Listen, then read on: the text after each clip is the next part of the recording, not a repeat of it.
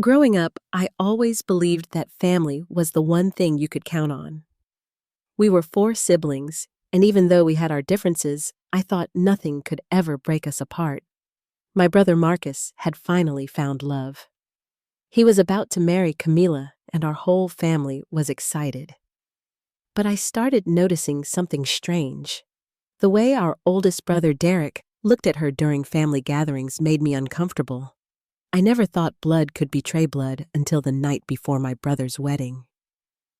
Before I begin this story, let me know in the comments where you are watching from today. If you believe in loyalty and standing up for what is right, hit that like button and subscribe to join our community. What happened next tore our family apart in ways none of us ever imagined. Let me take you back to the beginning so you understand how deep this betrayal cut. I am the youngest of four siblings. There is Derek, the oldest at 34 years old. Then Marcus, who is 31. Our sister Hannah is 30, and I am 28. We grew up in a nice suburb outside of Boston. Our father Richard worked as an engineer before retiring, and our mother Patricia stayed home to raise us. From as far back as I can remember, Derek was the golden child. He was the firstborn son, and my mother treated him like he hung the moon and stars. He was handsome, charming, and smart. He went to law school and became a successful attorney at one of the biggest firms in the city. Everything Derek touched seemed to turn to gold, at least in my mother's eyes. Marcus was different. He was quieter, more reserved. He worked as a construction engineer, spending his days on building sites rather than in fancy office buildings. He never complained, never tried to compete with Derek. Marcus just lived his life honestly and simply. But I always noticed how my mother compared them. When Derek turned 16, he got a brand new car. When Marcus turned 16, he got our father's old pickup truck. When Derek graduated law school, my mother threw him a huge party. When Marcus got his engineering degree, she made a small dinner at home. These differences added up over the years, but Marcus never said a word about it. Then Marcus met Camila. It happened about 3 years ago. Marcus had a minor accident at one of his construction sites. A piece of equipment malfunctioned and he hurt his arm. Nothing serious, but he had to go to the hospital. Camila was the nurse who took care of him. She was 29 years old, beautiful with dark curly hair and warm brown eyes. She had this gentle way about her that made Marcus feel comfortable, and that was not easy because my brother rarely opened up to anyone. They started dating, and for the first time in his life, Marcus seemed truly happy. He smiled more. He talked more. He even started coming to family dinners more often, just so he could bring Camila and introduce her to everyone. After 2 years of dating, Marcus proposed on Christmas Eve. He had planned everything perfectly. Candles, her favorite music, a ring he had saved 6 months to buy. Camila said yes, and our family was overjoyed. My mother decided to throw an engagement party at our family home. It was a beautiful evening in early spring. The backyard was decorated with lights, and everyone was laughing and celebrating. I was genuinely happy for Marcus. He deserved this. But that night, I saw something that planted a seed of doubt in my mind. I was getting a drink from the table near the back of the yard when I noticed Derek and Camila standing together in a corner away from everyone else. They were talking, but it was the way they were talking that bothered me. Derek was leaning in close, and Camila was looking up at him with this expression I could not quite read. When I walked toward them, they suddenly stopped talking. Camila's face turned red, and she quickly excused herself to find Marcus. Derek just smiled at me and said, just welcoming her to the family properly. Something about his tone made my stomach turn. I tried to shake it off. This was my brother. He would never do something like that. But as I walked away, Hannah appeared beside me. She grabbed my arm and whispered, "Did you see the way he looked at her?" I told her she was probably imagining things. We both were. At least, that is what I wanted to believe. Over the following weeks, I started noticing patterns. Derek, who usually only showed up to family events when he absolutely had to, suddenly became a regular presence. Every Sunday dinner, every casual get-together, Derek was there. And every single time, he found a way to sit next to Camilla. He would make her laugh with his witty remarks. He would compliment her cooking, her dress, her smile. At first, Camilla seemed uncomfortable with the attention. But as the weeks went by, I watched her discomfort fade. She started laughing a little too hard at his jokes. She started looking for him when she walked into a room. Marcus did not notice any of this. He was in the middle of a huge construction project downtown, working 12-hour days and traveling to meet with contractors. He trusted Camilla completely. He trusted Derek completely. That trust was about to destroy him. I kept telling myself I was paranoid. Derek was successful, good-looking, and charming. But he was also my brother. He would never betray Marcus like that. Family meant something. Blood meant something. I was wrong. 3 months before the wedding, everything changed. It was a Saturday afternoon, and our family had gathered at my parents' house for lunch. Derek had left his phone on the dining table while he went to help our father with something in the garage. I was clearing dishes when the phone lit up with a notification. I did not mean to look, but the preview of the message was right there on the screen. It was from someone saved simply as the letter C. The message said, "I miss you. When can we meet again?" My heart stopped. C. Camilla. It had to be Camilla. I stood there frozen, holding a stack of plates, staring at that phone. Part of me wanted to grab it and read every message. Part of me wanted to pretend I never saw anything. But I knew I could not ignore this. If what I suspected was true, Marcus needed to know. But I needed proof first. Real proof. Not just a single text message that could be explained away. So I decided to follow Derek. The next Saturday, I told my roommate I was going out for a drive. Instead, I parked down the street from Derek's apartment building and waited. Around 2 in the afternoon, he came out, got in his car, and drove off.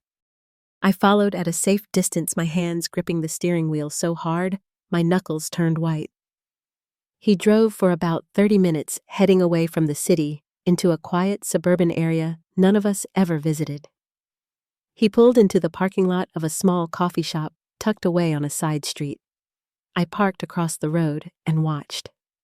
Camilla was already there. She was sitting at a table by the window, and when Derek walked in, she stood up. They embraced. And then they kissed. Not a friendly kiss. Not a peck on the cheek. A real kiss. The kind of kiss that told me everything I needed to know. I felt like someone had punched me in the chest. My hands were shaking as I pulled out my phone and took pictures. I captured them holding hands across the table. I captured Derek brushing hair from her face. I captured Camilla leaning into him like he was the only person in the world. I drove home in a daze. I could not believe what I had just witnessed. My own brother. My brother's fiancé, 3 months before their wedding. That night, I called Hannah. My voice was shaking so badly I could barely get the words out. When I told her what I saw, she went silent for a long moment. Then she said one word. I knew it. Hannah had suspected something for weeks, but did not want to believe it either. Now we had proof, and we had to decide what to do with it. We argued for hours. Should we tell Marcus immediately? Should we confront Derek first? Should we give him a chance to end things and come clean on his own? In the end, we decided to talk to Derek. Maybe, just maybe, he would do the right thing. We were wrong about that too. Hannah and I met Derek at his apartment 3 days later. We told him we knew about Camilla. We showed him the photos. We told him he had one chance to end this and tell Marcus the truth himself. Derek's reaction was not what I expected. He did not deny it. He did not apologize. He did not even look ashamed. He laughed. "Marcus does not deserve her," he said, leaning back in his chair like we were discussing the weather. He is boring. He works on construction sites and comes home covered in dirt. Camilla needs someone who can give her excitement, someone who can give her the life she deserves. I could not believe what I was hearing. This was our brother he was talking about, our own flesh and blood. Hannah stepped forward, her face red with anger. How can you say that Marcus loves her? He is planning his entire future around her. Derek shrugged. Mom always said I deserve the best. Camilla is the best. Then his expression changed. It grew cold, calculating. He looked at both of us and said, If you tell Marcus, I will make sure everyone knows you are just jealous. You have always been jealous of me. I will tell Mom, and she will believe me. She always believes me. We left his apartment feeling sick. But Hannah was not done. She decided to confront Camilla directly. She met her at a park the following day, and what Camilla said was even worse than what Derek had told us. Hannah recorded the entire conversation. Camilla admitted everything without a hint of remorse. Derek is more successful, she said. He can give me the life I want. A nice house vacation status? Marcus is sweet, but he will never be more than what he is now. A guy who builds things for a living. Then she said something that made my blood boil. I knew about Derek before I even agreed to date Marcus. I saw their family photo at the hospital. I knew Marcus had a brother who was a lawyer. I figured if things did not work out with Marcus, Derek might be an option. Turns out, I was right. She had planned this. From the very beginning, Camilla had seen my brother as nothing more than a stepping stone.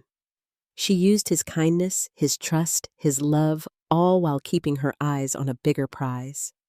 When Hannah played me that recording, I knew we could not wait any longer. Marcus had to know the truth, even if it destroyed him.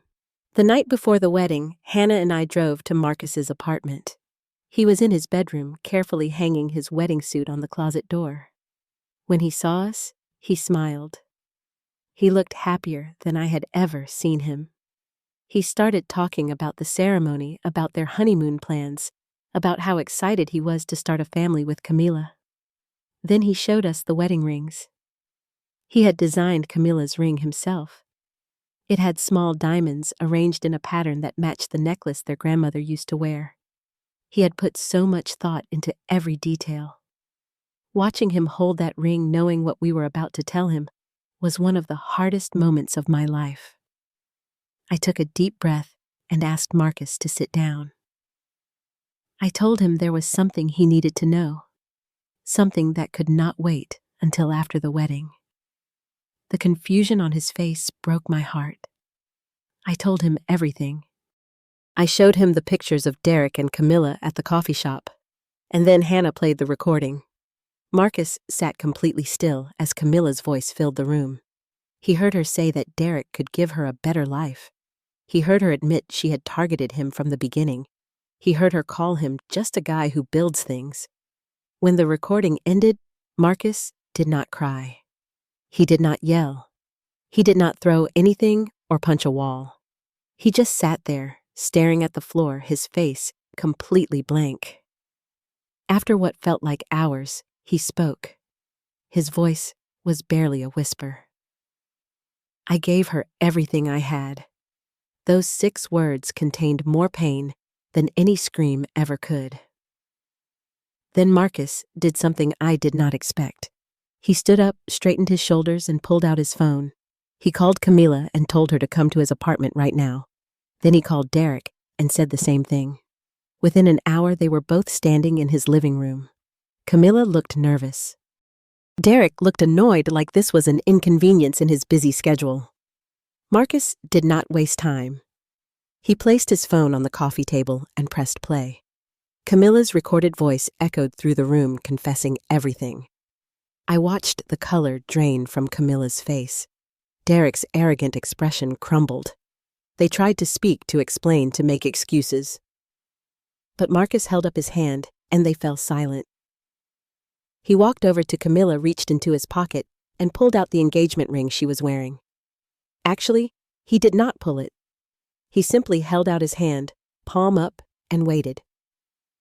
After a long moment, Camilla slowly removed the ring and placed it in his hand.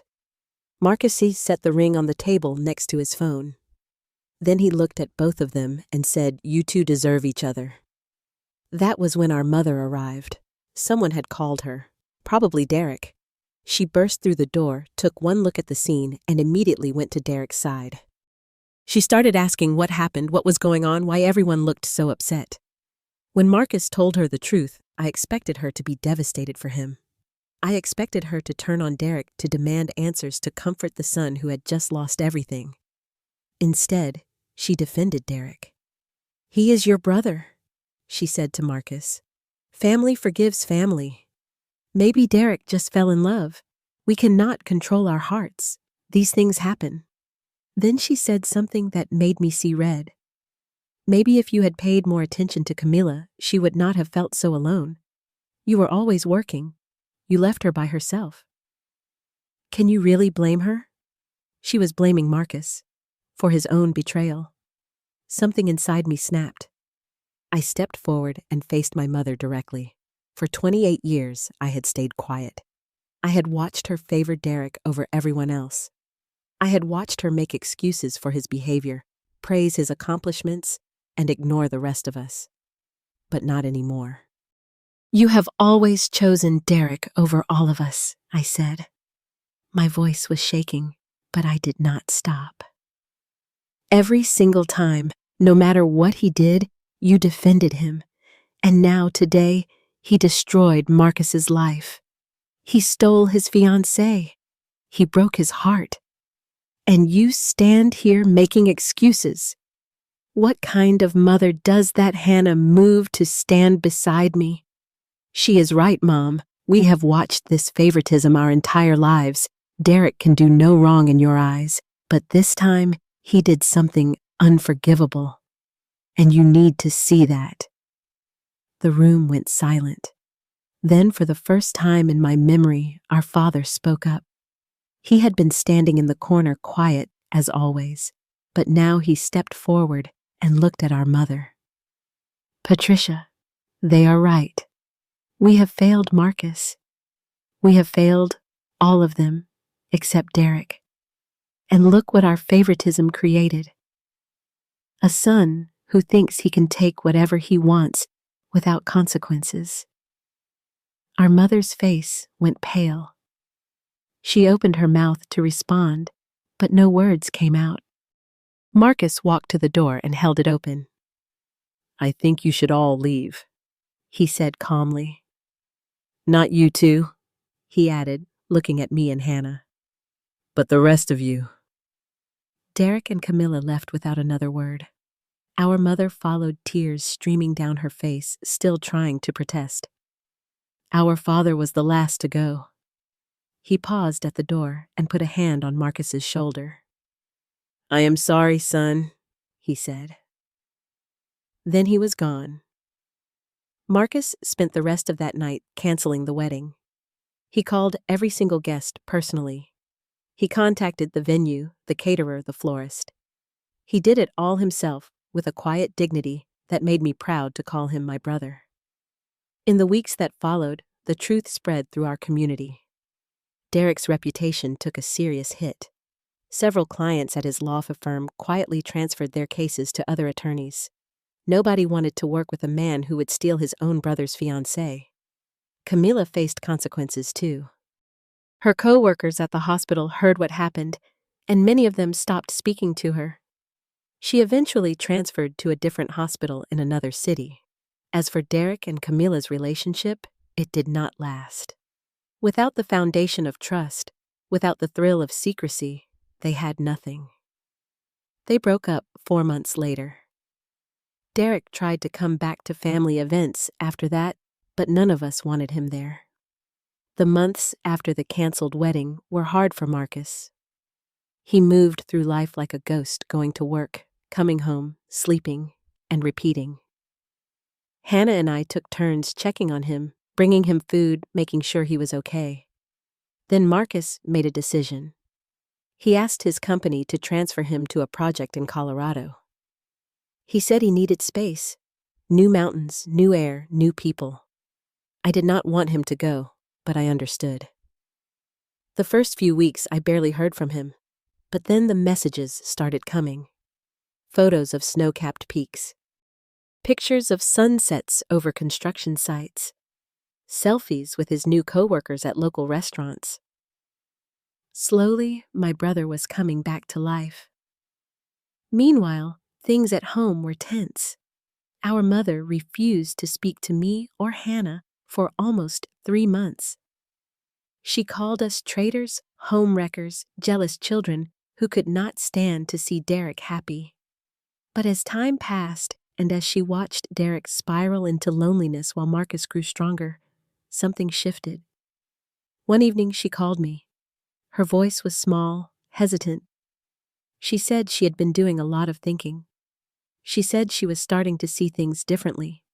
She asked if Marcus would ever forgive her. I told her that was not my question to answer.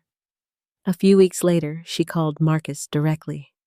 I do not know exactly what was said during that conversation, but I know there were tears on both sides. It was a start. Not forgiveness, not yet, but a start. About a year after everything fell apart, Marcus called me with news. He had met someone. Her name was Sarah, and she was an architect working on the same project. He said he was taking things slow. He said he was being careful. But there was something in his voice I had not heard in a long time. Hope. When Marcus finally came back to Boston for a visit, he was a different person. Not different in a bad way. He was still the same quiet, kind, hardworking brother I had always known. But there was a new confidence in him, a new peace.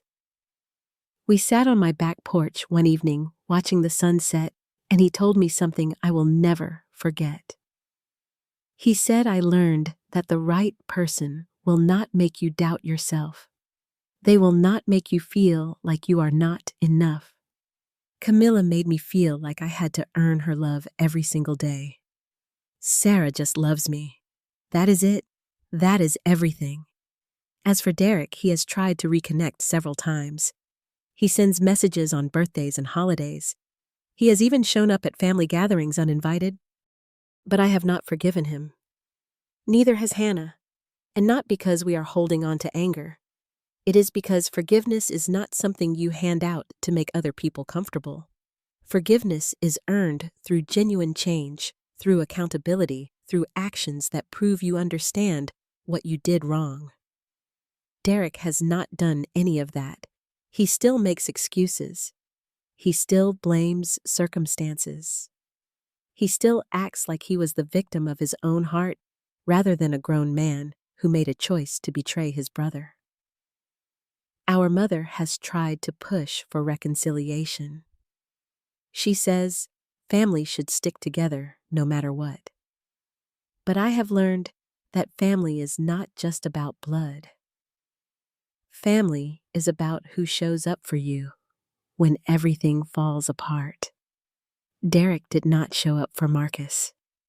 He was the one who made everything fall apart. Last Thanksgiving, we gathered at Hannah's house for dinner. It was a smaller group than before. No Derek, no Camilla. Just me, Hannah, Marcus, Sarah, our parents, and Hannah's husband, and kids. The table was loud with laughter. Marcus told stories about his projects in Colorado. Sarah talked about her designs. Our father made his terrible jokes that only he found funny. Even our mother seemed lighter, though I caught her looking at Marcus with an expression I had never seen before. Regret mixed with relief. At one point, I looked around that table and felt something settle in my chest. We had lost something. There was no denying that. The image of a perfect, unbroken family was gone forever. But what we had now was more honest, more real. After dinner, Marcus and I stepped outside for some air. He looked up at the stars and said, "You know, I spent so long being angry.